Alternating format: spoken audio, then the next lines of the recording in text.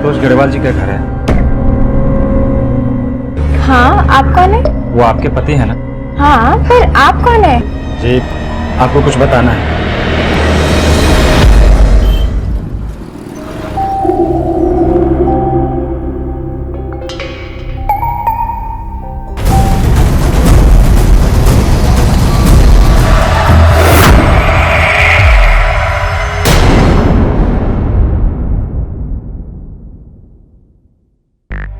रोजमर्रा की जिंदगी में हम कई लड़ाइयां लड़ते हैं, कभी दुनिया से, कभी अपनों से, कभी हादसों से, तो कभी हालात से।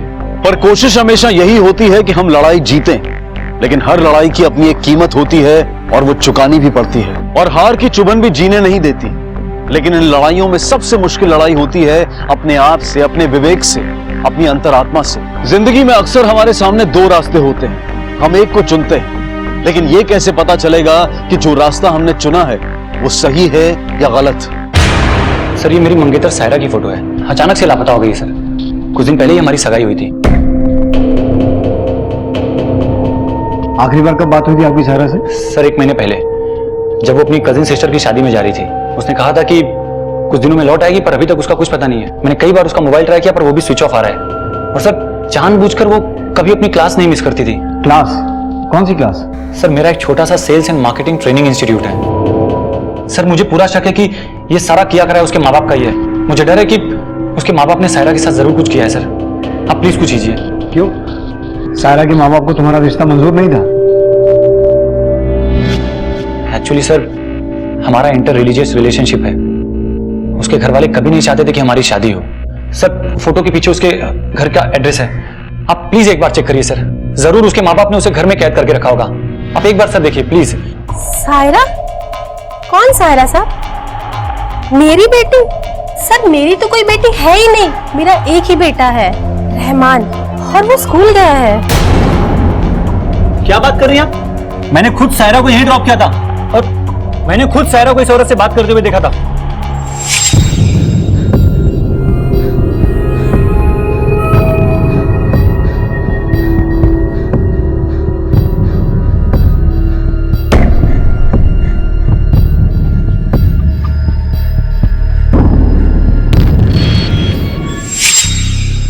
हाँ साहब, एक बार आई तो थी और इसने कहा था इसे बाथरूम जाना है।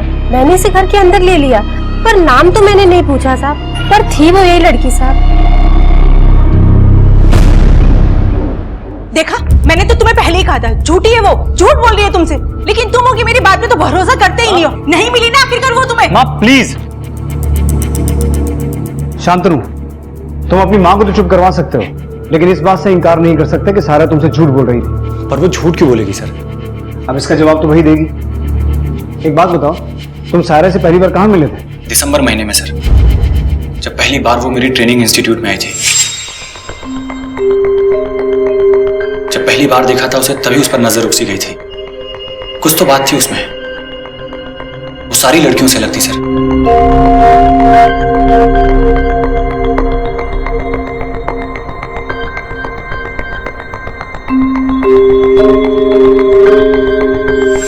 हो सकता है तुम्हें बेवकूफ बना के तुमसे कुछ पैसे ऐंठना चाहती हो। कैसी बातें कर रहे हैं सर? वो तो मुझसे 1 रुपए की भी हेल्प नहीं लेती थी। अगर वो चाहती ना, तो मैं उसे बड़े से बड़े होटल या रेस्टोरेंट में लेके जा सकता था। पर वो थी कि उसे तो बस रोड किनारे की 5 रुपए की चाय से ही खुशी मिल जाती थी। सर, सायरा एक सुलझी हुई बहुत ही सीधी सादी लड़की है। मुझे डर है कि जरूर उसके साथ कुछ ना कुछ गलत हुआ है। ठीक है, हम इन्वेस्टिगेट करते हैं। कुछ पता चलेगा तो आपको इन्फॉर्म करेंगे। सर, अगर लड़की सचमुच इतनी सीधी सादी है और उसने पैसे के लिए शांतनु को नहीं फंसाया, तो उसने झूठ क्यों बोला और अचानक गायब कहां हो गई? कहां हो सकती वो?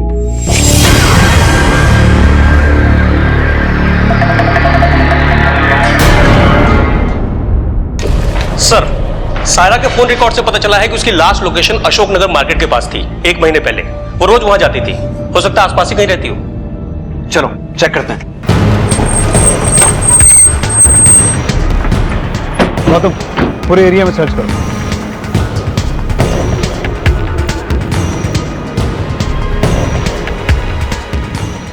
भाई सुनो, इस मैडम को कहीं देखा? साहब, ये तो 5 नंबर वाली भाभी जी हैं। कई बार सब्जी दी है इनके घर। कहाँ पड़ेगा ये 5 नंबर? सर आगे से दाएं।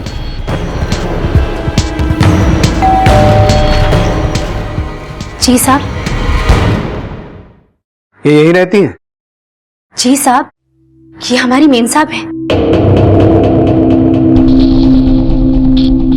क्या हुआ सर? सर ये चित्रा के फोटो आप लोगों के पास? चित्रा? इसका नाम चित्रा है? जी हाँ सर, मेरी बीवी है ये। मेरी बीवी जैसे दिखने वाली औरत जिसका नाम सायरा है और वो गायब है, और तो और उसकी एंगेजमेंट भी हो चुकी है। ये कैसे हो सकता है सर? पर सच तो यह है कि ये सायरा है, शांतनु की मंगेतर। आपकी बीवी का है, बुलाइए उसको, अभी सब क्लियर हो जाएगा। सर वो आर्ट ऑफ हीलिंग सेंटर में योगा का कोर्स कर रही है और वहाँ पर फोन स्विच ऑफ रखना पड़ता है, सो उनसे कांटेक्ट भी नहीं हो पाएगा। तुम्हारी शादी कब हुई चित्रा से? सर 1 साल पहले। आप लोगों को यकीन नहीं आ रहा ना? ये देखिए हमारी शादी की फोटो।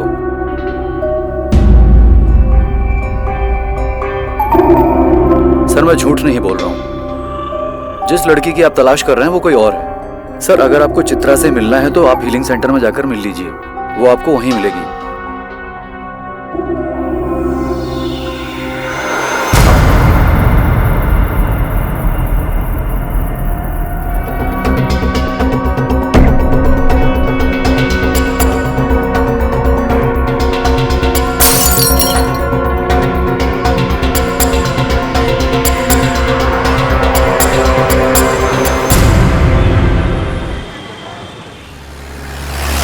सुमित, हमने कंफर्म किया है तुम्हारी वाइफ का नाम आर्ट ऑफ हीलिंग सेंटर में रजिस्टर्ड ही नहीं है, वो वहां नहीं है। तुम्हारी वाइफ चित्रा के पेरेंट्स कहाँ हैं? कहीं वो बिना बताए मायके तो नहीं चली गई? सर उसका इस दुनिया में कोई नहीं है, वो अनाथ है। तुम्हारी पहली बार मुलाकात कहाँ हुई थी चित्रा से? सर नोएडा की एक न्यू ईयर पार्टी में।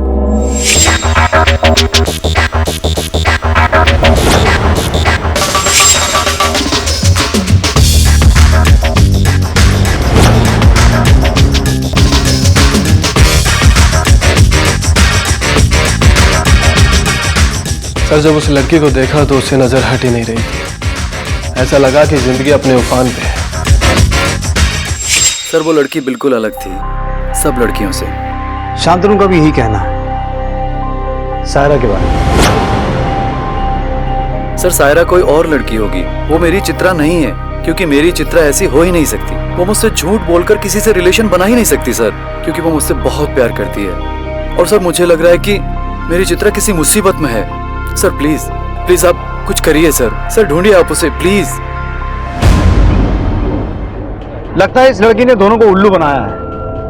और मजे की बात यह है गौतम कि इन दोनों लड़कों पर उस लड़की का ऐसा जादू है कि उसके खिलाफ कुछ भी सुनने को तैयार नहीं। एक काम करो, चित्रा के फोन रिकॉर्ड्स निकालो। सायरा की last known location Ashok Nagar थी, देखते हैं उस वक्त चित्रा कहां थी। तुम्हारी चित्रा और तुम्हारी सायरा, ये हैं दोनों के फोन रिकॉर्ड्स। और लोकेशन ट्रेस करने के बाद ये पता चला है कि पिछले 4 महीनों से दोनों के नंबर्स एक ही लोकेशन पर साथ साथ रहते थे। खोलो इसे। 13 जनवरी, लोकेशन सिविल लाइंस, शांतनु तुम्हारा घर, और वहां से दोनों नंबर्स एक साथ अशोक नगर जाते थे। इसका मतलब है दोनों नंबर्स एक ही इंसान के पास थे। चित्रा और सायरा एक ही इंसान है। आपको एक गुड न्यूज देंगे, और वो ये है कि 1 महीने का टारगेट हमने टाइम से पहले ही अचीव कर लिया है। और ये सब कुछ हुआ है हमारी नई सेल्स गर्ल बुलबुल श्रीवास्तव की वजह से।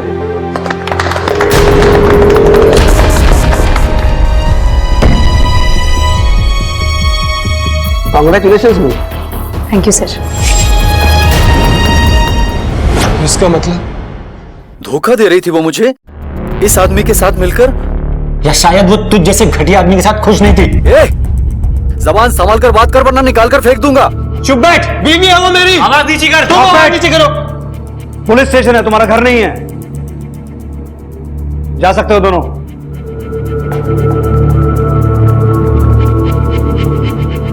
एक काम करो, इन दोनों की पूरी कुंडली निकालो।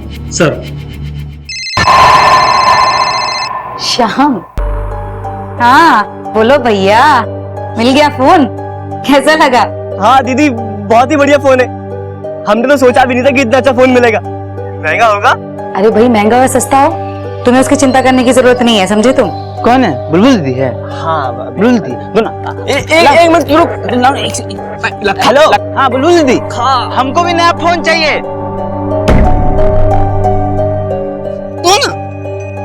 हाँ दीदी। क्या हो रहा है ये? कौन है? लाखा है? हाँ वो लखा था। क्या कह रहा है ये? अरे वो फोन मांग रहा था हमारा। अरे तो फिर दे दो ना अपना पुराना वाला फोन। हाँ ठीक है दीदी, आप ध्यान रखिए अपना। अरे बुलबुल, तुम्हारा ध्यान किधर है? क्लाइंट खड़ा है यहाँ पे, ये जरा सर। देखो जरा। ये सही सर।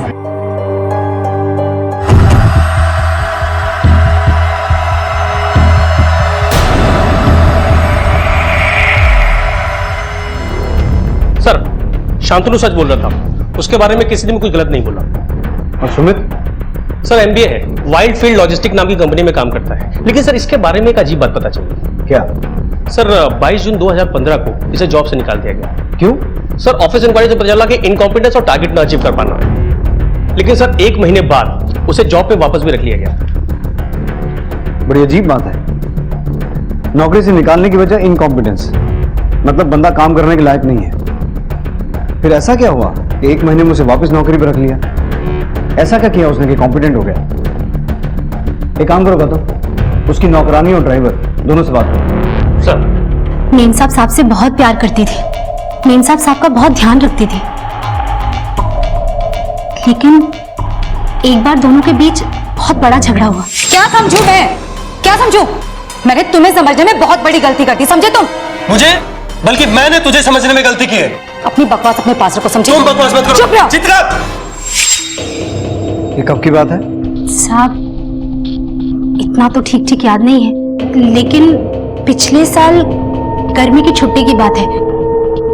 मैडम तो ज्यादा बाहर जाती नहीं थी, लेकिन हफ्ते में एक आध बार होटल एम्पायर जाती थी। Hotel empire? हाँ।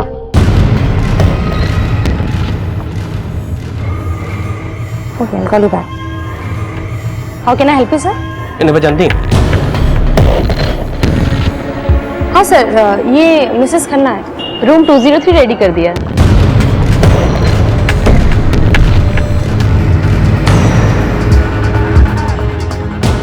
मिसेस खन्ना? हाँ सर, ये हमारे यहाँ आती है, रूम बुक करवाती है।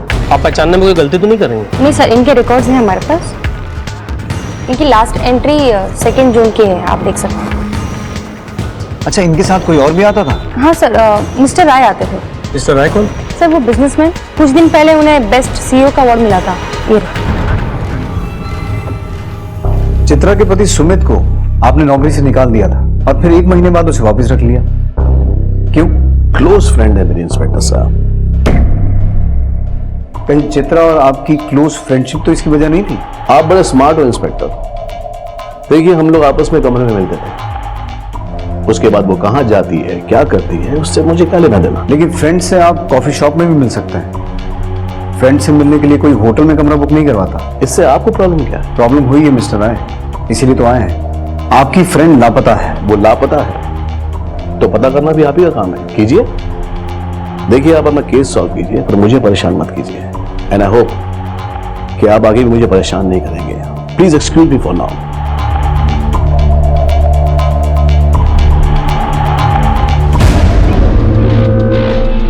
ये आदमी पहुंचा हुआ है, जाहिर सी बात है इसके कनेक्शन भी होंगे। ये इतनी आसानी से नहीं बोलेगा, लेकिन एक बात पक्का है कि इसका चित्रा के साथ अफेयर तो था। सर क्या सुमित को पता होगा इस बारे में? ऐसा भी हो सकता है कि सुमित को पहले से ही सब कुछ पता हो और उसकी नौकरी जाने के बाद चित्रा ने आनंद के साथ अफेयर शुरू किया हो ताकि उसके पति की नौकरी वापस आ जाए। हो सकता है सुमित को पता चलने के बाद उसने गुस्से में चित्रा को मार दिया हो। होने को तो कुछ भी हो सकता है। इस केस की अगली कड़ी सुमित के घर से ही मिलेगी। सर मुझे क्या पता है क्या करती थी वो, यहाँ तक कि उसने मेरी आंखों में भी धूल झोंकी। मुझे भी धोखा दिया है सर।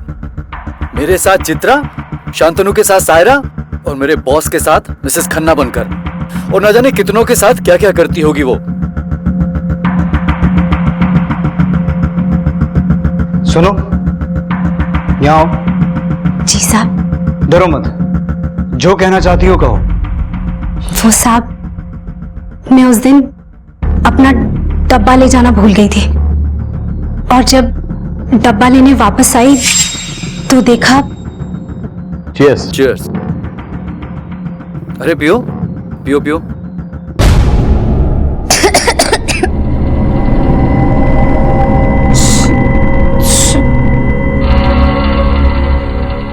सर, लगता है दवाई का असर जल्दी हो गया। अब आप एंजॉय कर सकते हैं। होश में होती तो ज्यादा मजा आता। अगर सीधी तरह मान लेती तो ड्रिंक में दवाई मिलाने की जरूरत ही नहीं पड़ती।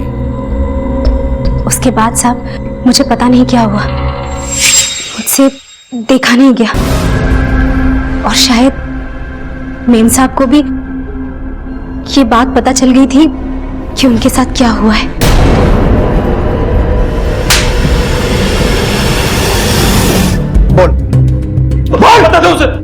बताता हूँ मैं क्या करता सर।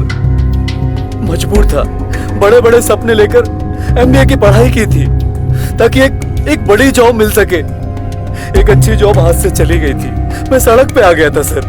और सर मुझे वापस नौकरी देने के बदले में इस आदमी की एक डिमांड थी। इसकी गंदी नजर चित्रा पर थी सर।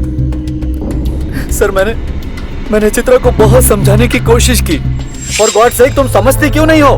क्या समझू मैं, क्या समझू? मैंने तुम्हें समझने में बहुत बड़ी गलती कर दी, समझे तुम? लेकिन उसने साफ मना कर दिया सर। मैं करता भी क्या सर? एक साइड मुझे जॉब भी चाहिए थी सर, घर भी चलाना था। मैं मजबूर हो गया था सर। और सर मेरा और चित्रा का फ्यूचर। अपनी बीवी की इज्जत के नींव पर अपना फ्यूचर खड़ा करने चला था तो फिर? सर इसने मुझे जॉब पर वापस रख लिया, लेकिन ये आदमी बार बार डिमांड करने लगा सर। और डिमांड पूरी ना होने पर ये मुझे जॉब से दोबारा निकालने की धमकी भी देने लगा।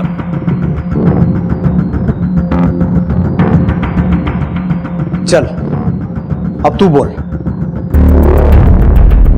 चित्रा पर मेरा दिल लगा था इंस्पेक्टर। मैंने अपनी पोजीशन का थोड़ा सा फायदा उठाया। अब कहां है चित्रा? या अब उसे कहीं आगे भेज दिया? नहीं सर, मैंने उसे कहीं नहीं भेजा है। और मुझे इसके बारे में कुछ नहीं पता। Gautam, CEO of the year साहब की अच्छे से खातिरदारी करो, इस सुमित की भी मरम्मत करो, जब तक ये दोनों ये नहीं बताते कि चित्रा कहां है। सर अनंत तो सुमित बार बार यही दोहरा रहे हैं कि उन्होंने कुछ नहीं किया चित्रा के साथ। या तो झूठ बोल रहे हैं या वाकई उन्हें नहीं पता कि वो गई कहां।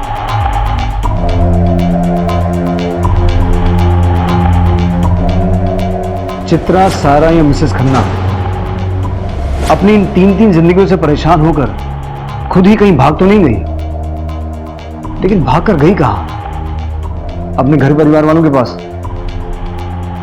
लेकिन इसका घर है कहां?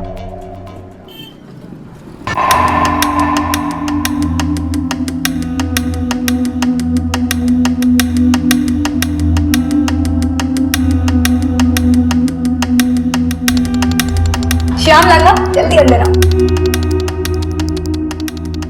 माँ कैसा लगा हमारा ये घर? बहुत बढ़िया है। चलो तुम पहले बैठो। अच्छा माँ, हम तुम लोगों के लिए ना कुछ खाने की चीजें लेकर आते हैं। इतना बड़ा टीवी? इतना बड़ा टीवी तो देखा ही नहीं हमने कभी। अरे बस बस, बड़ा ही है वो। बुलबुल पहले तुम यहाँ आओ। कहो। बुलबुल बिटिया, तुम बेटी नहीं बेटा हो हमारा। तुमको इतनी खुशी दे पाए यही हमारे लिए काफी है, और तुम लोगों का साथ हमारे लिए इन सारी चीजों से बढ़कर है। क्या है इस लड़की की सच्चाई? हर पल होते नए खुलासे इस केस की उलझनों को और बढ़ा रहे थे। सायरा उर्फ चित्रा उर्फ मिसेस खन्ना उर्फ बुलबुल, एक ही लड़की के इतने सारे नाम। हर मोड़ पर पुलिस का एक नए सच से सामना हो रहा था, लेकिन फिर भी ऐसा लग रहा था कि हकीकत कुछ और है। सबूतों और बयानों को टटोलते टटोलते पुलिस अब एक डेड एंड पर पहुंच गई थी। सर, ये शिवानी यादव एम्पायर होटल में काम करती, आपसे कुछ बात करना चाहती हैं। बोलो शिवानी, क्या बताना चाहती हो? सर, हमें पता चला है मिसेस खन्ना गायब हैं। तुम क्या जानती हो मिसेस खन्ना के बारे में? सर, मिसेस खन्ना बहुत अच्छी हैं। वो हमारे गांव इटारा से ही हैं। वो हमसे दिन भर बातें करती थी और एक दो बार उन्होंने हमारी पैसों से भी हेल्प की। उस दिन हम उनका बहुत देर तक दरवाजा नॉक करते रहे। Madam, madam, madam, madam, madam, madam, ये क्या हुआ? मैं डॉक्टर को बुलाऊं? नहीं, नहीं, शायद मेरा मिसकैरेज हो गया है। मैं डॉक्टर को बुलाती हूँ। नहीं, नहीं, रहने दे, किसी को पता नहीं चलना चाहिए। ये मेरे पापों की सजा मिल रही है मुझे। तू यहीं रह मेरे पास, जान मत ऐसे, यहीं रह। ठीक है, मैं आपके पास ही हूँ, आप टेंशन मत लीजिए। सर, उस दिन हमने उनकी हेल्प की, साफ कपड़े लाके दिए। मिसेस खन्ना उस दिन बहुत परेशान थी, वो अंदर से बिल्कुल टूट चुकी थी, और उसके बाद उन्होंने होटल आना कम कर दिया। शिवानी, याद करके बता सकती हो कब की बात है ये? जी सर, हमें अच्छे से याद है। ये नवंबर की बात है और हम दिवाली पे गांव जाने वाले थे। हम मिसेस खन्ना को बताने वाले थे, लेकिन उसके बाद हम कभी मिले ही नहीं। थैंक्स शिवानी, आपने बहुत बड़ी मदद की है इस पहेली को सुलझाने में। आप जा सकती हैं।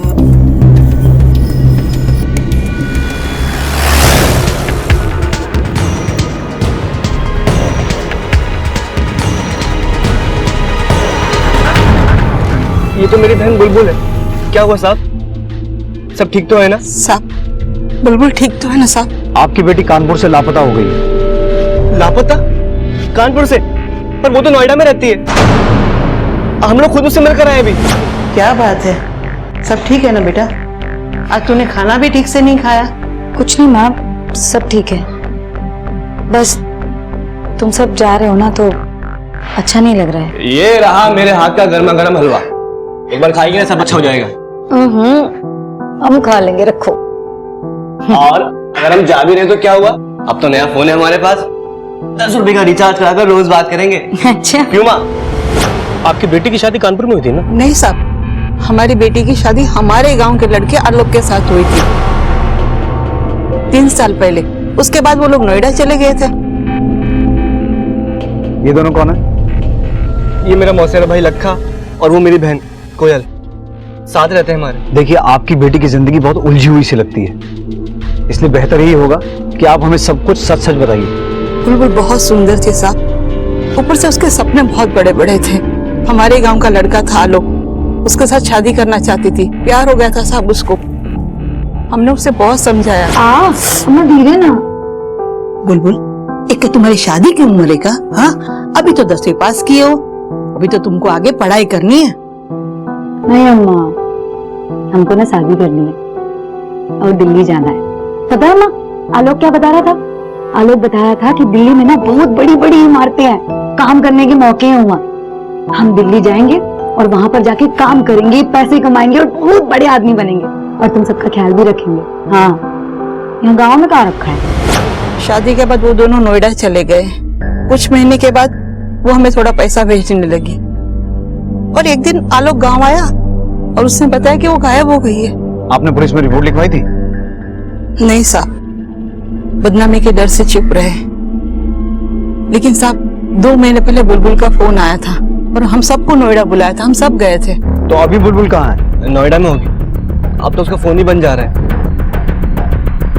अच्छा, तुम लोगों के पास आलोक और बुलबुल की शादी की कोई फोटो है?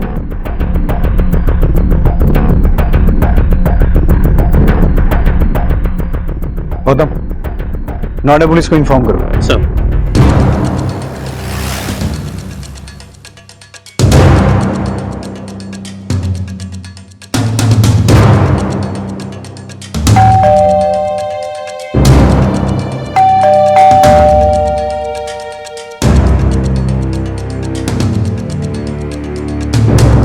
दे दो, तोड़ दो।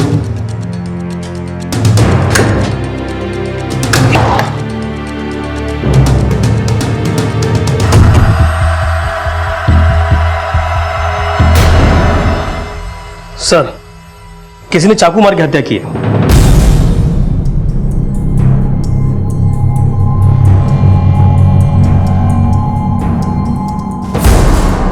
इसके घर वालों ने बताया था ये अकेली रहती है, लेकिन यहाँ खाने की 2 प्लेट्स हैं। इसका मतलब है इसके साथ कोई था, हो सकता है उसी ने मारा हो।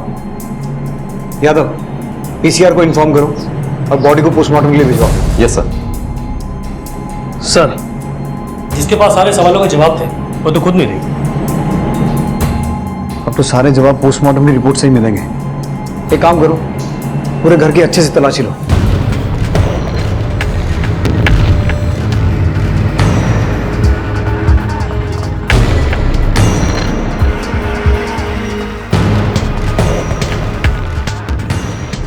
सर कितने मिला?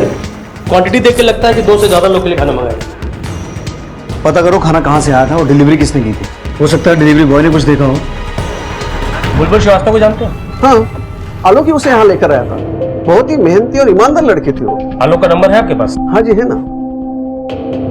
नंबर बोल रहा हूँ। बुलबुल के बारे में कुछ और बता सकते हैं आप? किससे मिलती थी? कोई लड़ाई झगड़ा? हमारे क्लाइंट से बुलबुल का झगड़ा हुआ। हाथ छोड़ो मत। अभी कहा हाथ छोड़ो हमारा। और दोबारा ऐसी हिम्मत करने की कोशिश की ना तुमने तो हम पुलिस के हवाले कर देंगे तुम्हें, समझे? वैसे तो बुलबुल बड़ी नम्र और बहुत ही हंसमुख लड़की थी, पर पता नहीं उसको उस दिन क्या हुआ था। मैंने उसे पूछा भी तो बोली कि उस क्लाइंट ने उसके साथ कुछ बदतमीजी की थी और उसके बाद वो ऑफिस भी नहीं आई। सर मोबाइल स्विच ऑफ है। ठीक है। बुलबुल के घर जो खाना मिला था वो कहीं बाहर से मंगवाया गया था। पता चला कहाँ से आया था? पता कर रहे हैं सर। सर आलोक ना घर पे है ना ऑफिस में, पता नहीं कहाँ चला गया। लेकिन उसे कॉल रिकॉर्ड से एक बात सामने आई है कि वो किसी वकील से रेगुलर टच में था और वकील से पता चल गया कि कुछ महीने पहले आलोक ने अपनी बीवी बुलबुल के साथ डिवोर्स फाइल किया। कुछ महीने पहले डिवोर्स फाइल किया? मतलब शांतनु से सगाई होने के बाद? जी सर। बुलबुल ने आलोक से शादी की, फिर उसे किसी वजह से छोड़ दिया। फिर वो सुमित से मिली और सुमित से शादी की और शादी के बाद उसने रियलाइज किया कि वो गलती थी, फिर उसे शांतनु मिला। आखिर ये लड़की 3 अलग अलग नामों से 3 जिंदगियां क्यों जी रही थी? गौतम, बुलबुल की मौत और आलोक का गायब होना ये महज इत्तेफाक नहीं हो सकता। सर मैं आलोक की तस्वीर सारे पुलिस स्टेशन और खबरियों में सर्कुलेट करवा देता हूँ। हो सकता है कोई लीड मिले।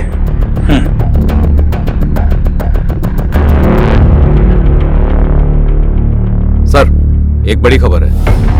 साउथ दिल्ली मोड़ से पता चला है कि आलोक की लाश वहां लावारिस पड़ी है। पोस्टमार्टम से पता चला था कि वो एक्सीडेंट में मरा था। तो ये भी पता चला है कि आलोक की हत्या हुई थी और वहां की पुलिस तहकीकात कर रही है। और हाँ सर, एक बात और, उसके हाथ पर एक नाम गुदा हुआ है, बुलबुल।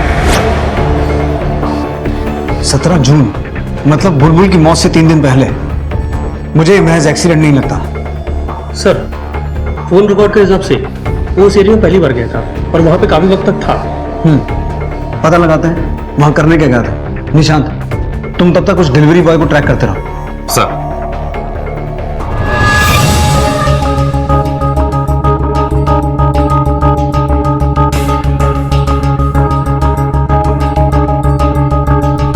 भाई, इस लड़के को देखा?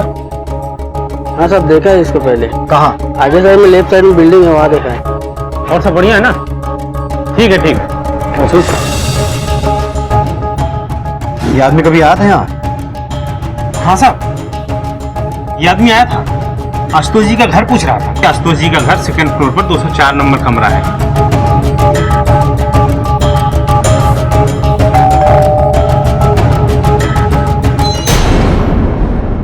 जी पुलिस, ये आदमी कभी यहाँ आया था? आपको कुछ बताना है? मुझे इस बारे में कोई बात नहीं करनी है। बात तो करनी पड़ेगी मैडम, इस आदमी का मर्डर हो गया है। सर वो उस दिन मुझे कुछ बताने आया था। आपके जो पतिदेव हैं वो पहाड़गंज जाते हैं किसी धंधे वाली के पास।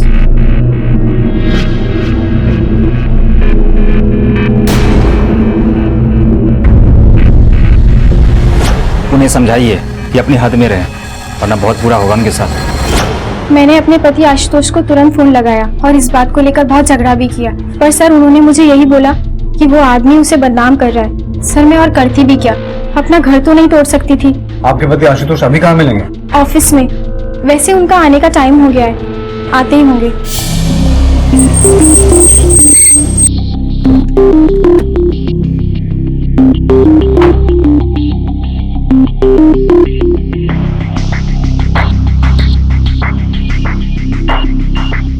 आशुतोष जी, पुलिस। उसे मेरी बीवी को नहीं बताना चाहिए था, गुस्सा आ गया था मुझे, उड़ा दिया साले को। आलोक को कैसे पता चला तेरा ये राज? सर उसकी बीवी धंधे वाली थी, उसे कैसे पता नहीं चलता? बुलबुल धंधा करती थी? हाँ,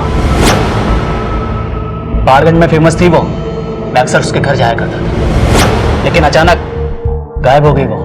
तू झूठ बोल रहा है। सर आप पूछताछ करवा लो, इसी बात पर दोनों में झगड़ा हुआ था, दोनों अलग रह रहे थे और फिर एक दिन अचानक टकरा के वो शुरू। तू वापस आ गई? बहुत याद आ रही थी तेरी। हाथ छोड़ो मेरा। हमने कहा हाथ छोड़ो मेरा। हमने ये सब छोड़ दिया, समझे? अब दोबारा ऐसी हिम्मत करने की कोशिश की ना तुमने तो हम पुलिस के हवाले कर देंगे तुम्हें, समझे? तू क्या कंप्लेन करेगी? मैं सबको बताऊं तेरी असलियत। उसने बात आलोक को जरूर बताई होगी और वो चला है मेरी जिंदगी बर्बाद करने के लिए। मैं जानता था आलोक पहले कहां रहता था और मैंने उसे ढूंढ निकाला।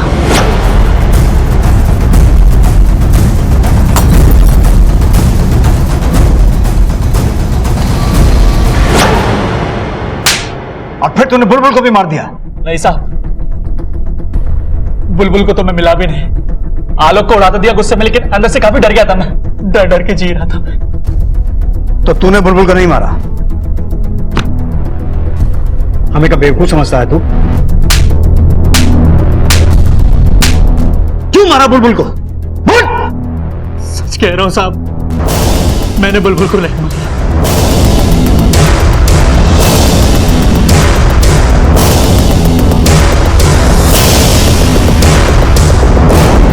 आलोक मर्डर केस तो सॉल्व हो गया, पर बुलबुल को किसने मारा? कहीं ये बुलबुल एक चौथी जिंदगी तो नहीं जी रही थी? आशुतोष ने बताया कि वो एक प्रोस्टिट्यूट की थी और आलोक ये बात पहले से जानता था। जब उसे आशुतोष की धमकी के बारे में पता चला तो वो सीधा उसके घर गया। हेलो, ठीक है सर। कानपुर से शांतनु का फोन था। उसकी माँ हमें बुलबुल के बारे में कुछ बताना चाहती है। सर, आपने जब सायरा की मौत की खबर बताई ना, तब जाके इनके मुंह से कुछ शब्द निकले हैं। बोलिए, क्या बताना चाहती है?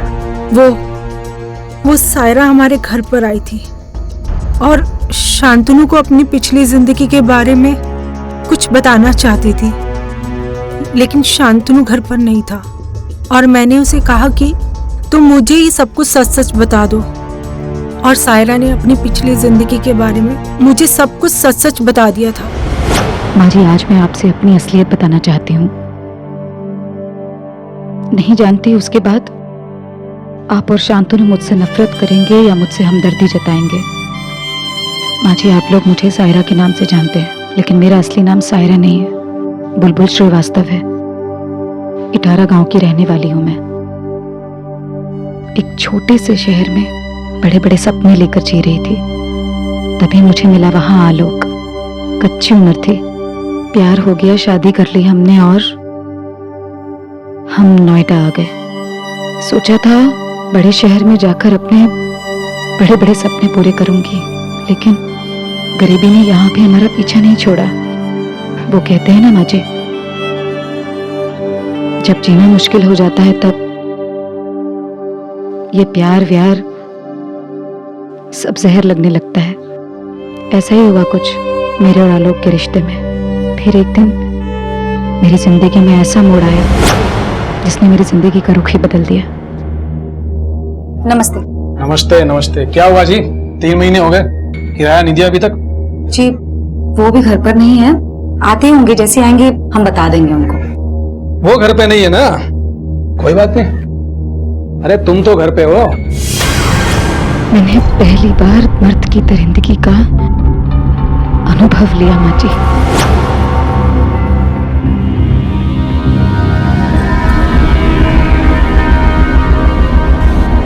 चल, तेरा किराया माफ। और ये ले, रख ले। अरे रख ले, हर हफ्ते देता रहूंगा। हाँ, और ज्यादा चिल्लाया ना तो यही पैसे वकील को देके छूट जाऊंगा और रास्ते पे फेंक दूंगा स्वलग। फैसला तेरा है। मजबूर तो थे ही, कहाँ जाते कोर्ट कचहरी में। गलत समझौता कर लिया था मैंने अपनी जिंदगी में। मुझे ये राह पैसे कमाने के लिए सबसे सीधी और आसान लगने लगी। उस समय मैं एक पेशेवर वेश्या बन चुकी थी। मेरी 2 शादियां हो चुकी। सुमित से शादी इसलिए कि लाइफ संभल जाएगी, मगर सुमित से शादी मेरी जिंदगी की दूसरी बड़ी गलती थी। सर, लगता है दवाई का असर जल्दी हो गया। अब आप एंजॉय कर सकते हैं। उसने तो जैसे मुझे धंधे पर ही बैठा दिया था, अपने बॉस को भेजने लगा था मेरे पास। और उसके बाद मेरी जिंदगी में आया आपका बेटा। मेरी 2 शादियां हो चुकी हैं। सुमित से शादी मेरी जिंदगी की दूसरी बड़ी गलती थी।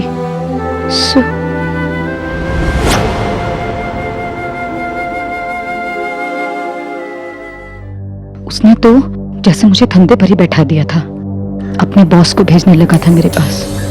और उसके बाद मेरी जिंदगी में आया आपका बेटा शांतनु। शांतनु वो पहला इंसान है जिसने मेरे जिस्म को नहीं, मेरे दिल को छुआ है। और उसके इस सच्चे प्यार की वजह से आज मैंने अपनी जिंदगी के सारे पन्ने आपके सामने खोल दिए। माँ, ऐसा क्यों किया आपने? आज की दुनिया में अपने अतीत का ऐसा सच कोई बताता है क्या? सर, डिलीवरी बॉय से जो इस केस हमने बनवाई थी सर, वो ये है।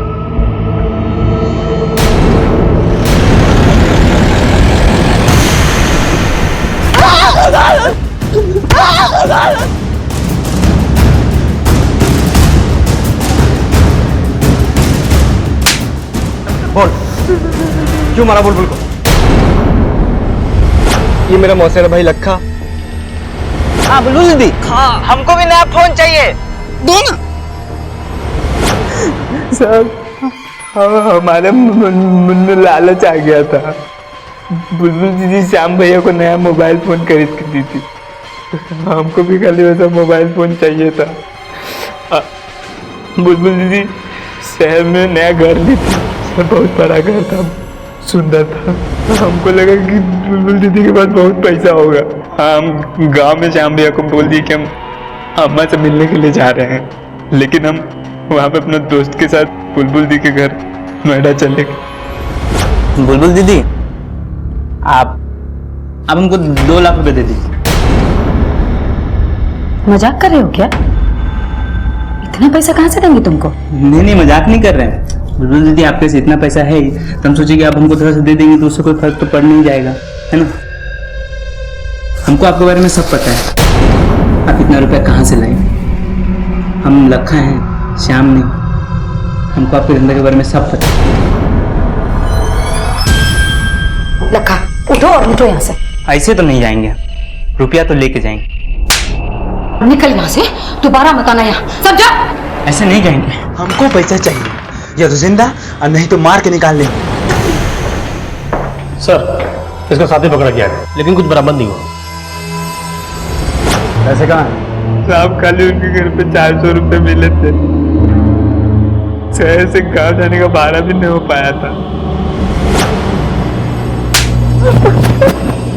सिर्फ 400 रुपए के लिए तूने अपनी मौसेरी बहन का कत्ल कर दिया। जुर्म की राह हमेशा दर्दनाक होती है, अब जिंदगी भर जेल में सड़ना।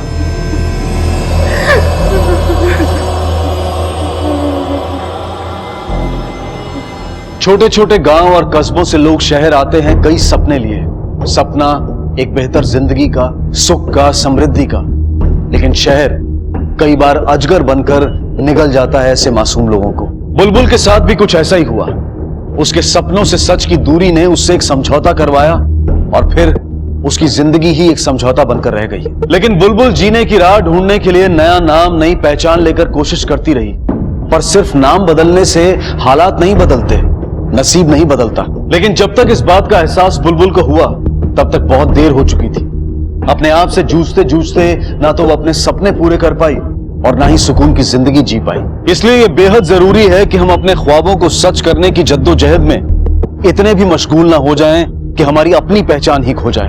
अब मैं अनूप सोनी आपसे विदा लेता हूं, फिर मुलाकात होगी अगले एपिसोड में जुर्म की एक और कहानी के साथ।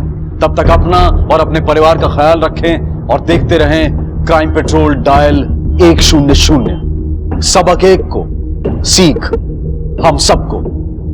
जय हिंद।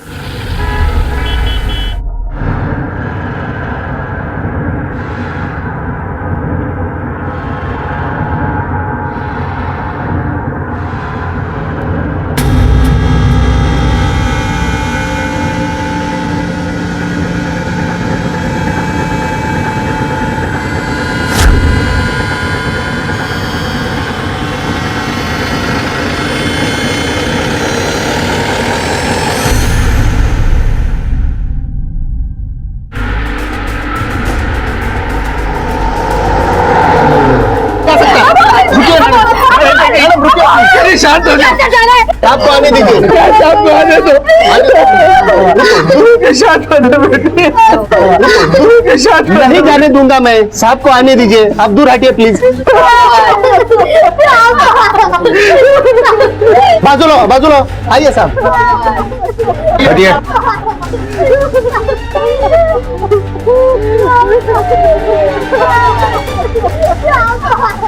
बॉडी किसने कवर की? सर हमने कवर की। बेडशीट हटाओ।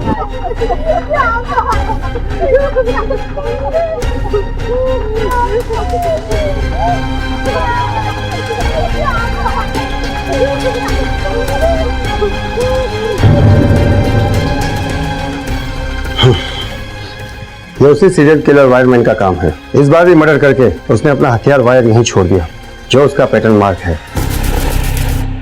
सर, ये मर्डर उसी वायरमैन ने किया है।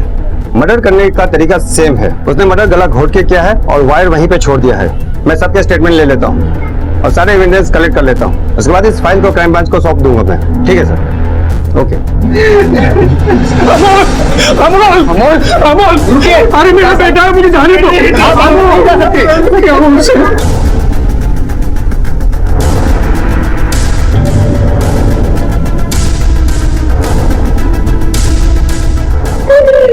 ये लोग कौन है? ये अमोल के पापा और बड़े भाई।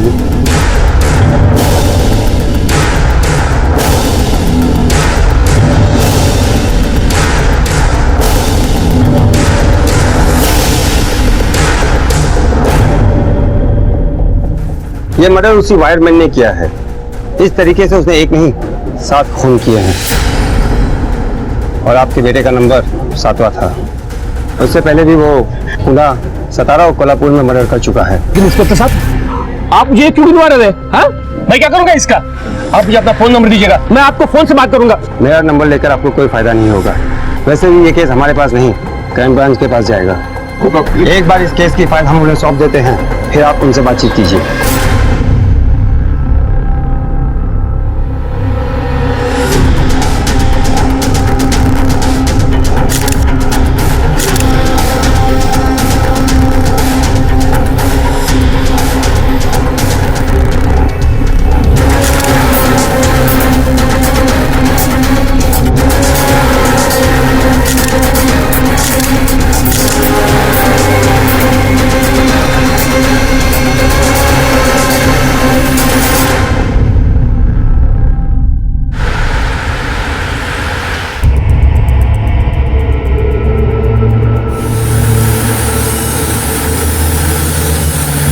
फूल ले लो, फूल, गुलाब ले लो, फूल ले लो, फूल।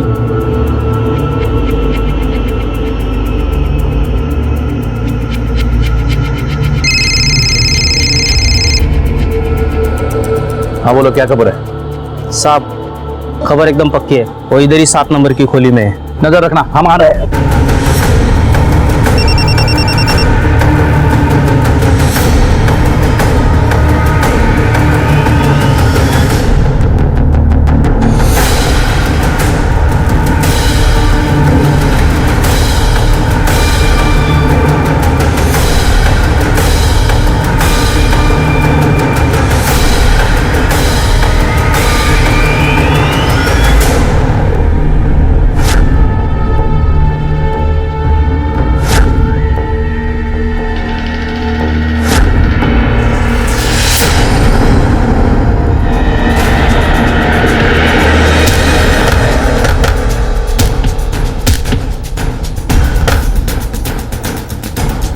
हिलना नहीं।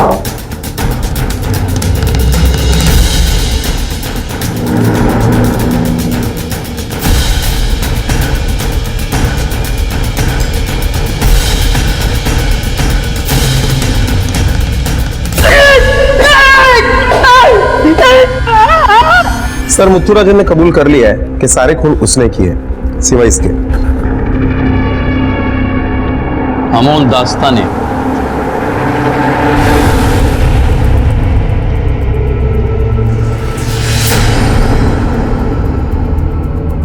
नाइक इस कत्ल के पीछे जो भी है बहुत शातिर है। वायरमैन के आड़ में वो इन्वेस्टिगेशन 3 महीने लेट कर चुका है।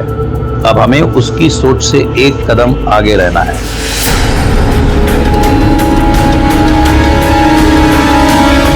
मुथुराजन एक साइको किलर जो एक लंबे अरसे से वायर से अनजान लोगों का गला घोटकर हत्याओं को अंजाम दे रहा था, वो पकड़ा गया। और इस तरह वायर से हत्या करने की वजह से मीडिया और लोगों ने उसे वायरमैन का नाम भी दे डाला था। लेकिन मुथुराजन का कहना था कि उसने चिंचवड़ के 35 वर्षीय अमोल दास्ताने का खून नहीं किया है। तो फिर कौन था अमोल का कातिल? मुथुराजन या फिर कोई और जो मुथुराजन की आड़ में अपने जुर्म को छुपाने की कोशिश कर रहा था? अमोल की हत्या का केस 3 महीने पुराना था, जिसकी छानबीन क्राइम ब्रांच ने नए सिरे से शुरू की।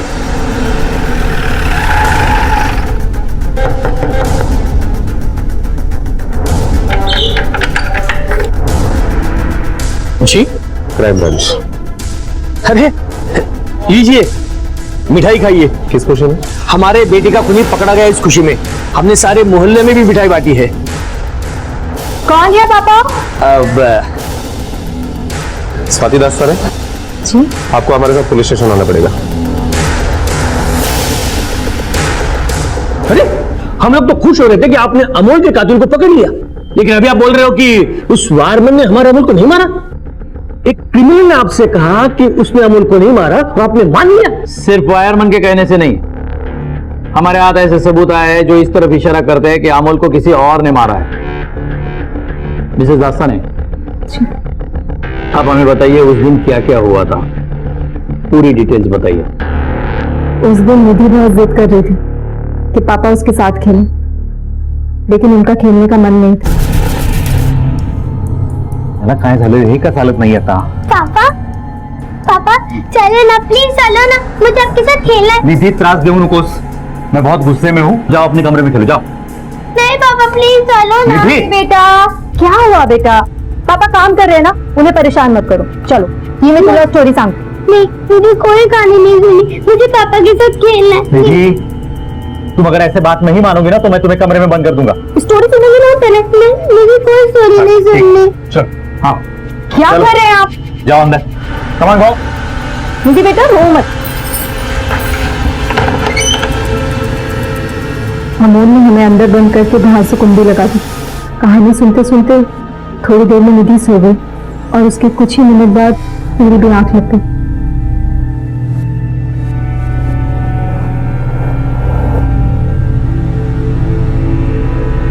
लगभग 3 बजे के आसपास मेरी आंख खुली। मैं उठ के दरवाजे की तरफ गई तो देखा दरवाजा अभी भी बाहर से बंद। मुझे लगा शायद अमोल दरवाजा खोलना भूल गए। मैं बहुत आवाज दी लेकिन दरवाजा नहीं खुला। बहुत देर कोशिश करने के बाद जब दरवाजा नहीं खुला तो शोर से निधि की भी आंख खुल गई। फिर हम दोनों ने खिड़की से आवाज लगाना शुरू किया कि शायद कोई मदद के लिए आ जाए। तभी वहां से जोशी जी गुजर रहे। Mummy mummy, Joshi uncle. अरे निधि बेटा। जोशी अंकल, पापा ने मुझे और मम्मा को रूम के अंदर बंद कर दिया। मतलब अनिल जोशी। बेटा तुम कहानी सुनते सुनते सो गई थी। तावड़े लो बेटा, चॉकलेट लो। ये सब कुछ रहने दीजिए, आपको जो कुछ भी पूछना है पूछिए, अगर नहीं पूछना है तो हमें घर जाने दीजिए। फिलहाल तो कुछ पूछना नहीं है, सिर्फ एक इंफॉर्मेशन देनी है। वो आपका घर जहां अमोल का कत्ल हुआ था, इन्वेस्टिगेशन पूरा होने तक क्राइम ब्रांच के कस्टडी में रहेगा।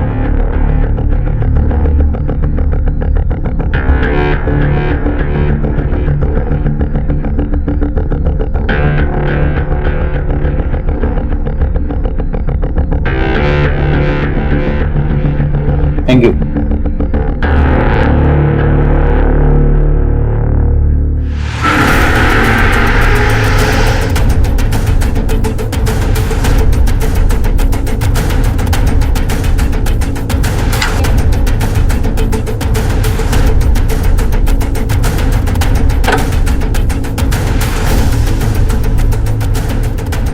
नाइक स्वाति ने बयान में कहा है कि इस कमरे का दरवाजा बाहर से बंद था, कड़ी लावलेली होती। नाइक, तुम्हें 3 साल पुराना वो पुणे का ढोले पाटिल रोड का केस याद है? एक औरत ने अपने पति का मर्डर करके खुद को बाथरूम में बंद किया था, रस्सी फांस कर कड़ी लगाकर। सर लेकिन इस केस में ये पॉसिबल नहीं है, क्योंकि पोस्टमार्टम रिपोर्ट के मुताबिक अमोल के गले के ऊपर जो वायर के निशान पाए गए हैं वो ऊपर से नीचे तक आए हैं। अमोल की हाइट लगभग 6 फीट की थी, मतलब कातिल उससे 3 या 4 इंच छोटा रहा होगा, लगभग 5 फीट 8 इंच 9 इंच के आसपास। और दूसरी बात सर, स्वाति को अकेले को पॉसिबल नहीं है, क्योंकि अमोल अच्छा खासा हट्टा कट्टा था, स्वाति को अकेले को कंट्रोल करना मुश्किल था। और बच्ची ने भी अपनी स्टेटमेंट में यही कहा है कि अमोल ने खुद ने बाहर से दरवाजा लगाया था। लोकल पुलिस ने जो यहाँ के पड़ोसियों के बयान लिए, उसमें भी पड़ोसियों ने यही कहा था कि किसी ने भी किसी को ना आते देखा ना जाते देखा। लेकिन कोई तो आया है और मर्डर करके यहां से भाग गया है और हमें वायरमैन केस की तरफ गुमराह कर रहा है। शायद वो जानता नहीं कि उसने गलत डिपार्टमेंट से पंगा लिया है। उसे शायद मालूम नहीं कि ये केस क्राइम ब्रांच के पास आया है। 3 महीने क्या, 3 साल के बाद भी हमें उसे ढूंढ निकालेंगे। नहीं, 3 महीने पीछे जाना हमारे लिए जितना मुश्किल है उतना ही मुश्किल उनके याददाश्त के लिए भी है जिन्होंने बयान दिया है। चलो अमोल दास्ताने के उस पड़ोसी से अनिल जोशी से मिलते हैं। होय सर, हे माझंच घर है और मुझे पक्का याद है उस दिन मंगलवार था और दोपहर को करीब 4 बजे मैं मंदिर से लौट रहा था। जैसे मैं अमोल के घर के सामने से गुजरा ना, तो उस खिड़की की तरफ से मुझे निधि और स्वाति की आवाज सुनाई दी। जोशी अंकल। अरे निधि बेटा। जोशी अंकल, पापा ने मुझे और मम्मा को रूम के अंदर बंद कर दिया। क्या? जोशी जी, अमोल हमें अंदर बंद करके पता नहीं कहाँ चले गए। तुम्हें ध्यान में फोन करा ना, अब मेरा फोन भी बाहर है, नहीं तो मैं खुद कर लेती। हाँ, नहीं कर तो फोन। घंटी तो बज रही है लेकिन उठा नहीं रहा। मैं सामने से देखता हूँ। लेकिन फोन घर में ही बजा, उसने फोन नहीं उठाया, तो मैंने स्वाति के पापा को फोन किया। हेलो पवार साहब, और वो 5-10 मिनट में आ पहुंचे यहाँ। 5 या 10? मतलब उन्हें आने में 5-10 मिनट लगे।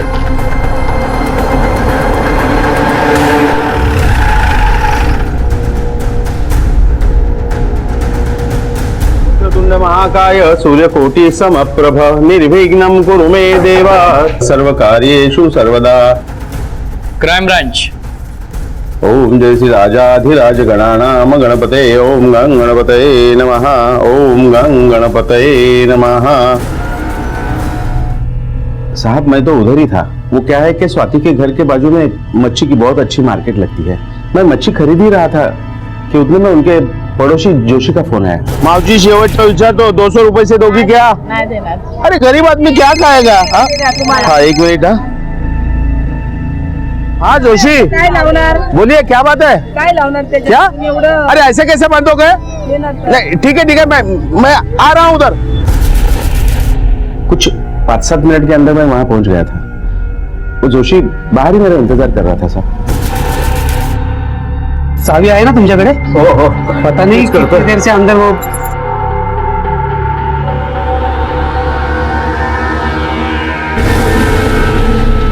अमोल,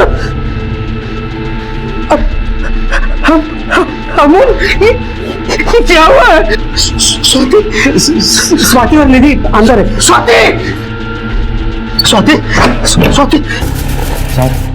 स्वाति और निधि अंदर बंद थे। मैंने ही जाके बाहर से वो कड़ी खोली थी। मिस्टर पवार, आपको क्या लगता है किसने मारा होगा अमोल दास्ताने को? मुझे नहीं पता सर। तब जब पुलिस ने कहा था कि वायरमैन ने मारा तो मुझे लगा उसे नहीं मारा, लेकिन अब आप कह रहे कि उसने नहीं मारा।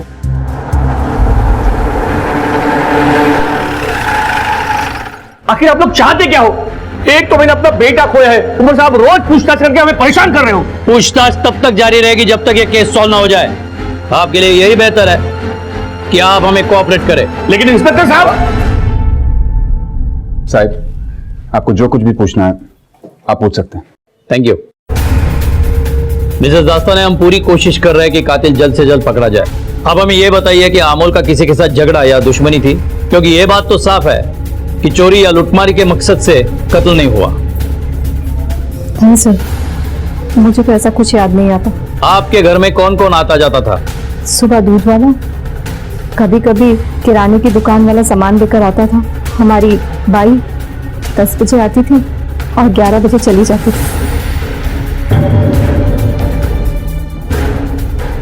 देखिए, मैं अभी बोलता हूं, हमारे अमोल को उस वायरमैन ने ही मारा है। नहीं नाइक, किसी ने वायरमैन के आड़ में पुलिस की आंख में धूल झोंकी है। अगर वायरमैन पकड़ा न जाता तो ये केस कभी नहीं खुलता। एक काम करो नाइक, मर्डर से पहले के 1 महीने के अमोल के कॉल रिकॉर्ड्स निकालो और अमोल क्या करता था, किससे मिलता था, सब डिटेल्स मुझे चाहिए। सर, अमोल दास्तानी का पड़ोसी अनिल जोशी आए हैं। सर, उम्र हो गई है तो याददाश्त थोड़ी कमजोर हो गई है। उस दिन मैं आपको एक बात बताना भूल गया।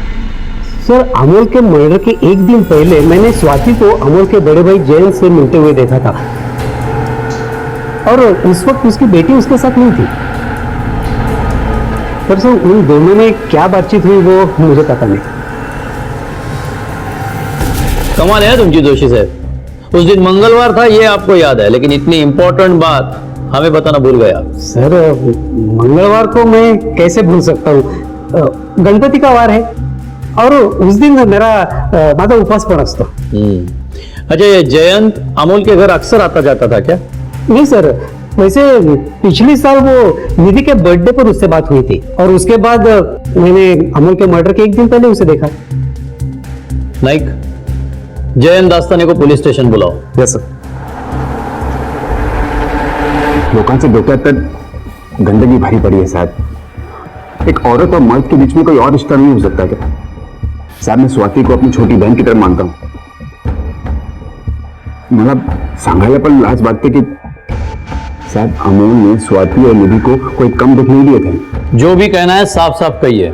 पिछले साल भर से अमोल पैसों को लेकर इतनी तंगी में था कि ठीक से घर का खर्चा भी नहीं चला पा रहा था। जगह जगह से पैसे उठा रखे थे उसने। ये आपको स्वाति ने बताया? नहीं सर, वो कहाँ कुछ बताती। वो तो एक दिन मैं रास्ते से गुजर रहा था तो मैंने देखा कि 5-6 लोग अमोल को घेर के खड़े होते। 5 महीने से 1 रुपया नहीं दिया। अरे हमें भी अपने दुकान में सामान डालना होता है, हद होती है किसी भी चीज की। अगर अब भी तुमने पैसे नहीं दिए ना तो इस गली मोहल्ले में घूमना मुश्किल कर दूंगा, गला काट दूंगा, समझे कि नहीं? मैंने तो थक हार के उधर ही देना ही बंद कर दिया है। अगर जरा भी शर्म है तुम्हारे में तो हमारे पैसे लौटा दो। अपने भाई को इस हालत में देखकर आपको तरस नहीं आया कि गाड़ी से उतरकर उसे पूछे क्या प्रॉब्लम है? नहीं साहब, कारण कि 1 नंबर का एहसान फरामोश आदमी था वो। मेरी और उसकी तो काफी समय से बोलचाल भी बंद थी। अरे साहब, बाबा की कितनी पैसे उसने मैंने ऐसे पानी कर दिए। ठीक है, अभी आप जा सकते हो। वेळ पडली तो पुन्हा बोलवू तुम्हाला।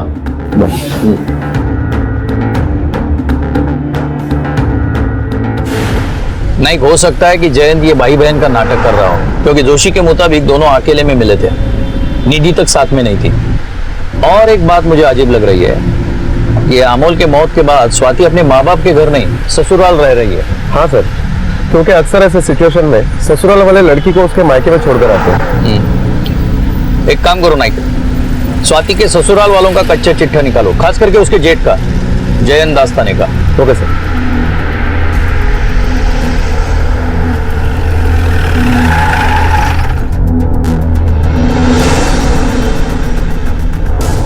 क्राइम ब्रांच से अमोल दास्ताने का कितना हिस्सा बाकी है? नहीं साहब, था। स्वाति बहनी ने यहाँ से शिफ्ट करते सारा उधार क्लियर कर दिया था। अरे उधार देना, बाद में पैसा नहीं मिला तो धमकी देगा, मोहल्ले में निकलना मुश्किल कर देगा, गला काट देगा। हाँ? नहीं साहब, गला काटने निकलूंगा तो यहाँ पूरे मोहल्ले का गला काटना पड़ेगा साहब। यहाँ तो सबका उधार ही चलता है। उनका तो 15,000 हो गया था। अगर आप लोगों को मेरी बात पे भरोसा नहीं तो उनकी भाई मंदा से पूछ लीजिए। मारपीट भी होती थी दोनों में?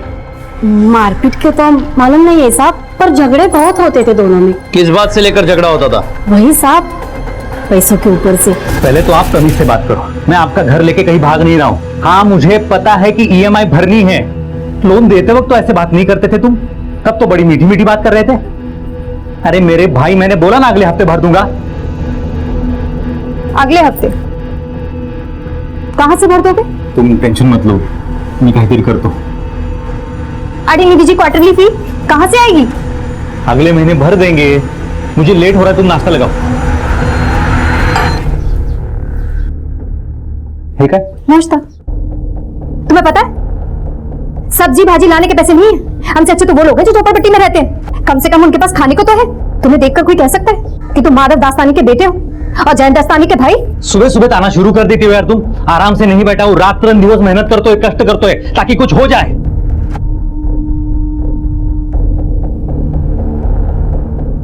मेम साहब,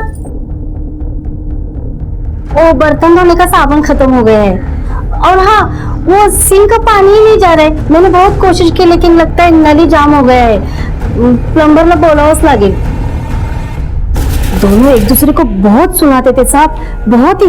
मेम साहब के पापा ने तो अमोल साहब को समझाने की कोशिश भी की थी। देखो बेटा, मेरी बात मान लो, भूखा मरने से तो अच्छा है कि तुम अपने बाबा से कुछ मदद ले लो। त्यांच्याकडे मागून घ्या ना तुम्हें पैसे, उनके पास तो बहुत सारी दौलत है। मुझे आपकी सलाह की कोई जरूरत नहीं है, और अगर आपको अपनी बेटी की इतनी चिंता हो रही है ना, तर तुम्ही तिला तुमच्या बरोबर घेऊन जाऊ शकता हो। मेरी हालत ठीक हो जाएगी ना तो मैं खुद उसे लेने आऊंगा। ठीक है, अभी तुम जा सकते हो, लेकिन जरूरत पड़े तो फिर से बुला लेंगे। ठीक है साहब। नाइक, इस औरत पे नजर रखना, बहुत तेज औरत है। जो नहीं पूछा वो भी बताया, या तो जानबूझ के बताया हो या फिर झूठ बोल रही हो। लेकिन एक बात गौर करने जैसी है, सब ने हमें अमोल के पैसों की तंगी के बारे में बताया, सिवाय स्वाति के। पैसों की बहुत तंगी चल रही थी। काफी सारे लोगों के पैसे तो पापा और जयंत भाव ने चुका दिए थे, और पिछले 1 महीने तक हमीद मुर्तजा नाम का आदमी परेशान कर रहा था उन पैसों के लिए जो अमोल ने उससे उधार लिए थे।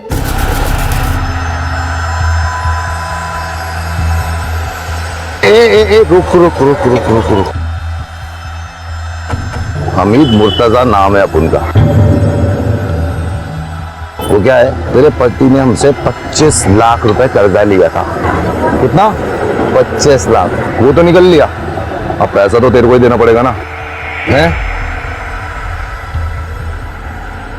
क्या तेरे गले में चेन बहुत सॉलिड है। अगर तू पैसे का इंतजाम नहीं कर पाई तो अपन तेरी बेटी को उठा लेगा और सारा पैसा वसूल कर लेगा। काम कर, चेन उतार चल। अरे उतार चेन, जल्दी कर। उनके पास टाइम भी नहीं है? याद रखना, पैसा भूलने का नहीं, समझी?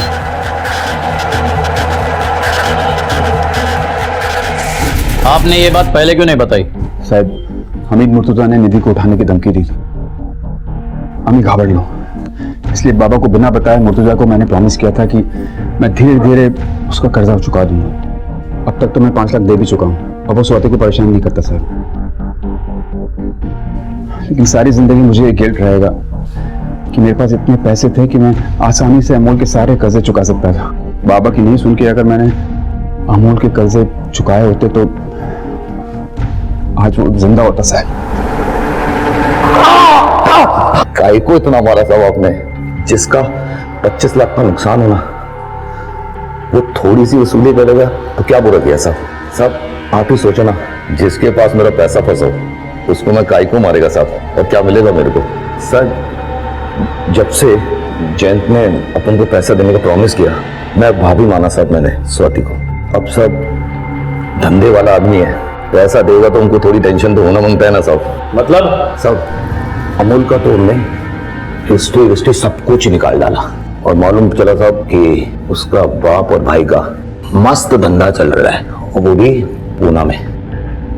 साहब अपन अमूल को बोला भी कि अपना पैसा वापस करने का, और या फिर अपने बाप से पैसा लेके मेरे को देने का। पता चला कि दोनों बाप बेटे में कुछ ठीक नहीं चल रहा। उसके बाप ने तो साहब उसको घर से भी निकाल दिया, और उसने तो साहब पल्ला झाड़ लिया कि पैसे ना देने पड़े।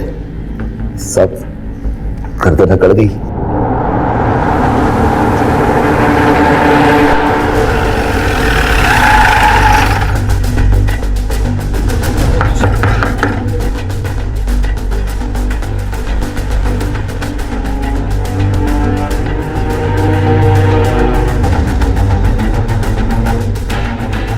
अरे आप लोग फिर से आ गए?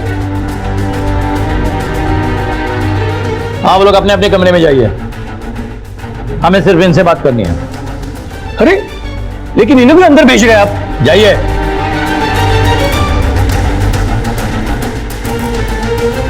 बैठिए। आपके होते हुए अमोल को बाहर से कर्जा क्यों लेना पड़ा? माना कि आपकी और उसकी बनती नहीं थी, फिर भी मैं हमेशा यही चाहता था कि अमोल फैमिली के साथ रहे, फैमिली बिजनेस में हाथ बटा है, लेकिन वो बहुत ही जिद्दी था। मैंने MBA आपका साबुन का बिजनेस संभालने के लिए नहीं किया है, मुझे अपना कोचिंग सेंटर खोलना है। अमोल जरा सोच, अगर तू अपनी पढ़ाई का इस्तेमाल हमारे साबुन के बिजनेस के लिए करेगा तो हमारा मार्केट बढ़ सकता है। मैंने इतना पैसा फूका है तेरी पढ़ाई पे, तुझ पे। पापा, एहसान जताने की कोई जरूरत नहीं है। एहसान? मैं तुम्हें एहसान जताने की कोशिश कर रहा हूँ। और क्या कर रहे हो आप? जब मेरे पास पैसे आएंगे ना, तुमसा 1-1 रुपया परत करेंगे। आपका लाला वाला बिजनेस नहीं करना है मुझे। एहसान फरामोश। उसके बाद वो स्वाति को लेकर अलग रहने लगा, लेकिन मैंने हमेशा अपने बाप का फर्ज अदा किया, कभी मुंह नहीं मोड़ा, हमेशा उसकी मदद की। 1 मिनट रुकिए, मैं आपको कुछ दिखाता हूं।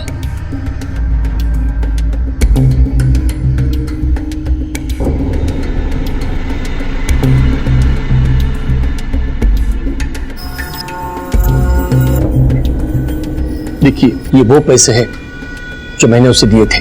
कभी 2 लाख, कभी 5 लाख, कभी 10 लाख। फिर मैं समझा उसकी आदत हो गई है उधार लेकर घर चलाने की। तभी मैंने अपना हाथ खींच लिया। बाद में पता चला कि उसने हर किसी से पैसे ले रखे हैं, चारों तरफ से कर्जा है उस पर। अब जब वो नहीं है तो मैं समझा कि उसे मैंने ही गंदी आदत डाली थी पैसे लेने की।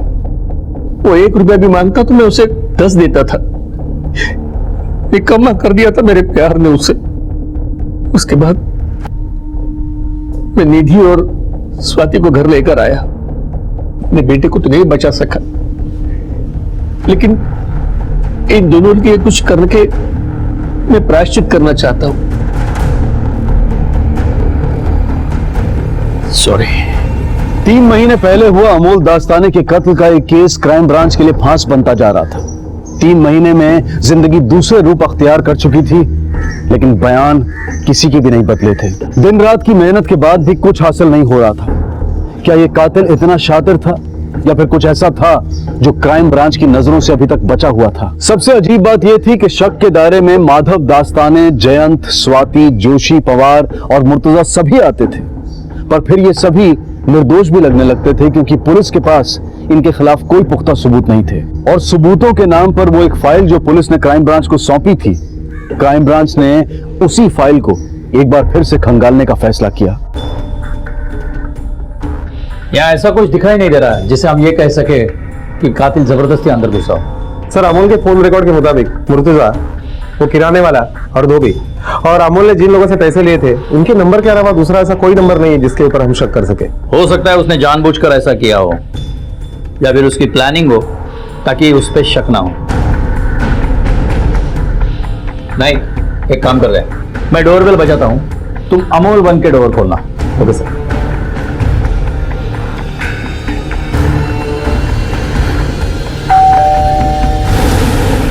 अगर अनजान आदमी होता तो अमोल उसे अंदर नहीं आने देता, दरवाजे से ही बाहर भेजता, लेकिन अमोल ने उसे अंदर आने दिया। इसका मतलब अमोल उसे जानता था। जो भी हो, अमोल उसे अच्छी तरह पहचानता होगा, क्योंकि इंसान उसी की तरफ पीठ करता है जिस पे उसे पूरी तरह भरोसा होता है। सर, अमोल की बॉडी यहाँ मिली, मेन डोर से काफी दूर। जाहिर है अमोल आगे आया होगा, और जो भी आया है अंदर, उसने पीछे से वायर से उसका गला घोटा होगा। फोटो देना।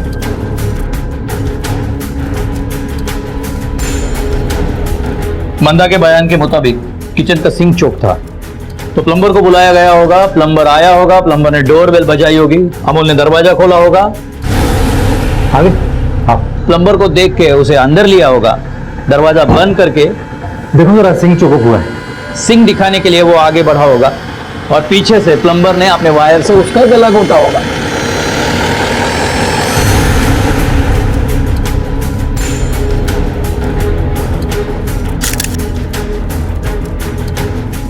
फोटो में यहां आयरन किए हुए कपड़े पड़े हैं। मैं डायरी लेके आता हूं, उसमें लिख देना कितने कपड़े हैं। दरअसल किसी भी घर में धोबी अंदर आ जाता है, हॉल में बैठ जाता है और कपड़े निकालता है, क्योंकि भरोसा और जान पहचान दोनों होती है। यहां भी ऐसे ही हुआ होगा, कपड़े निकाले हो गए, रख दिए हो गए यहां, क्योंकि उतना भरोसा और जान पहचान तो होती है।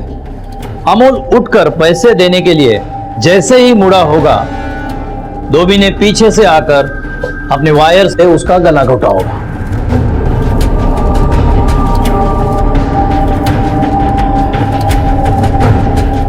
जरा वो फोटो देना। सर लेकिन धोबी ने अपने स्टेटमेंट में कहा है कि उसका भी महीने का हिसाब चलता था।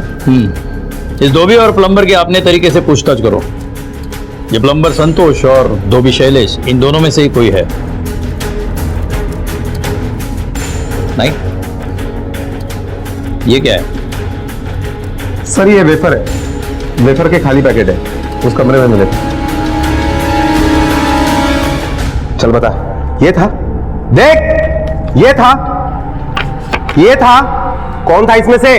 बता कौन था? बोल, किसने भेजा था तुझे अमोल को मारने के लिए? सच बता, नहीं तो तेरे शरीर के सारे नट बोल्ट खोलकर पूरा कचरा साफ करूंगा और जोड़ने वाला भी कोई नहीं रहेगा। बता। यकीन करो साहब, मैं सच बोल रहा हूँ साहब, मैंने नहीं किया साहब। और साहब मैं एक दिन पहले वहां पे जाके उनके सिंक बना के चला आया था साहब। चल उठ, उठ, दीवार के पास खड़ा हो, चल। तावड़े, हाइट नापना इसकी।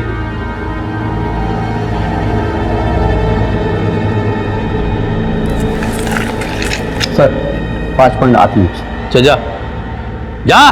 सुन, शहर से भागना नहीं।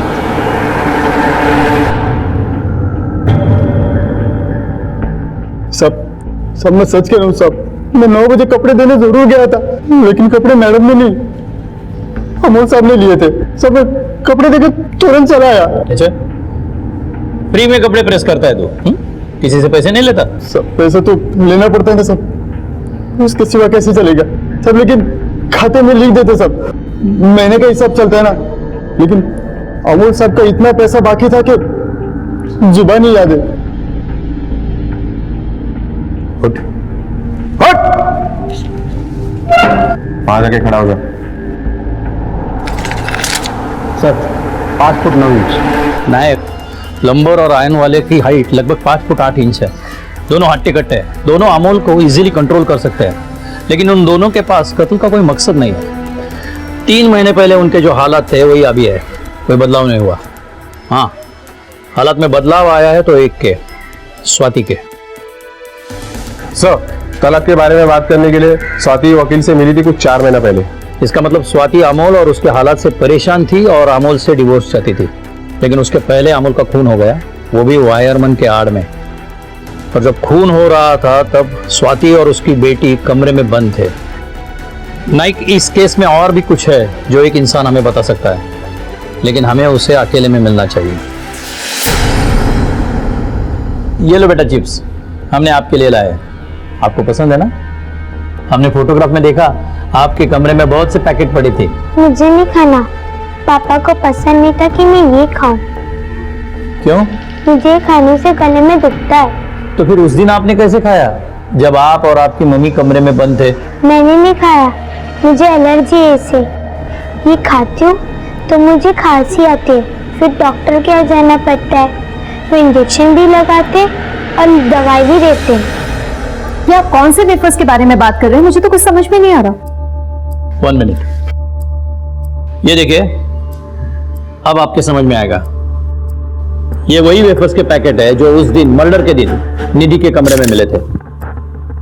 क्योंकि हमें पता है कि निधि वेफर्स नहीं खाती, क्योंकि उसे सैट्रिक एलर्जी है। इससे आप क्या साबित करना चाहते हैं? दरवाजा बाहर से 5 घंटे बंद था, आप अंदर थी और आराम से वेफर्स खा रही थी, क्योंकि सारे पैकेट्स खाली थे।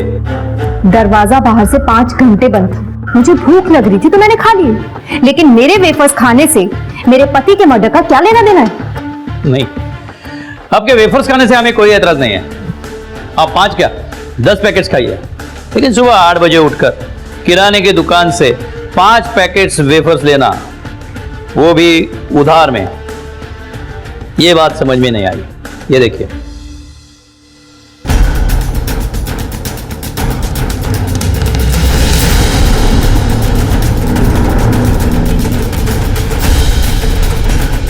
और हमारे पास वो किराना वाले की नोटबुक भी है जिसमें आपके 5 पैकेट्स का हिसाब भी लिखा है। 24 जून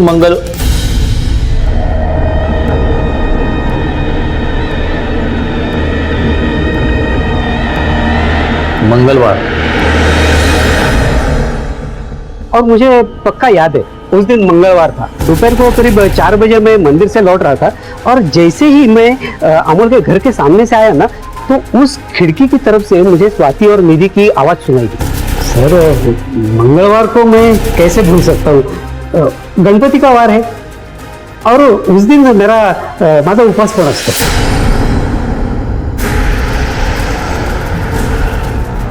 आप काफी धार्मिक आदमी लगते हैं, नियम कायदे पालने वाले, फिर भी मंगलवार को भी मछली खाना नहीं भूलते।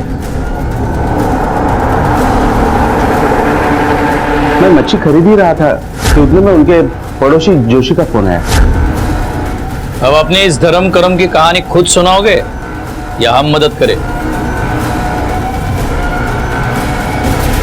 तुम्ही माझा जीवन बर्बाद केलं। इस आदमी से शादी कराकर ना खुद कुछ कमाता है ना अपने बाप से कुछ लेता है। मैं और मेरी बेटी भिखारियों की तरह जी रहे हैं। मैं इस नर्क में और नहीं जी सकती। ठीक है बेटी, देख मैं मानता हूं कि मुझसे बड़ी गलती हो गई है, लेकिन तू शांत तो हो जा। देख, बड़ा घर देख के ही मैंने तेरी शादी करा दी थी, क्या पता ऐसे होगा। लेकिन अब तू क्या चाहती है? देख, तू जो भी फैसला लेगी ना, उसमें मैं तुम्हारा साथ दूंगा। हाँ, तू अगर तलाक लेना चाहती है तो ले ले। तुम वकील के पास गई थी, लेकिन तुमने तलाक नहीं लिया, क्योंकि उसके बाद तुम्हें अपने बाप के पास वापस जाना पड़ता और हालात बद से बदतर बन जाते। फिर तुमने सोचा अमोल को अगर ठिकाने लगा दिया तो पूरी जिंदगी अपने ससुराल आराम से रह पाओगी, है ना? हाँ, क्योंकि मैं अपनी और अपनी बेटी की जिंदगी अच्छी चाहती थी। भूख प्यास से रोते तरसते हुए नहीं जी सकती थी। चैन भाव के परिवार की तरह हम नहीं रह सकते थे उस घर में, लेकिन उसमें बस एक ही अड़चन थी, अमोल। और उसके बाद तुमने अपने इस लालच में अपने बाप को घसीट लिया। तो क्या करती? बस वही थे जो मेरा दर्द समझ सकते थे। ये बता, ये क्या है? हम इसका तरीका अपनाएंगे, किसी को भी हमको शक नहीं होगा। सबको यही लगेगा कि ये मर्डर वायरमैन ने किया है। आप इस टाइम पर आ जाना।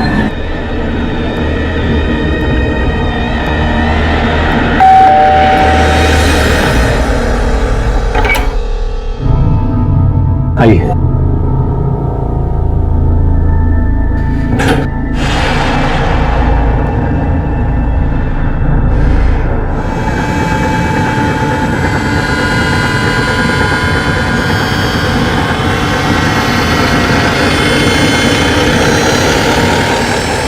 गुनाह करके सजा के अलावा और कुछ नहीं मिलता।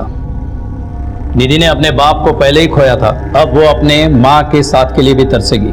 तुमने अपनी और अपनी बेटी की जिंदगी बेहतर नहीं बदतर बनाई है। पता नहीं ये गुनाह करने वाले कब समझेंगे कि जो रास्ता उन्होंने चुना है वो आसान नहीं बल्कि बहुत मुश्किल है। जन्म जन्म का साथ, 7 फेरों की पवित्रता, जीने मरने की कस्में। अमोल दास्ताने के केस में ये सब झूठा साबित हुआ।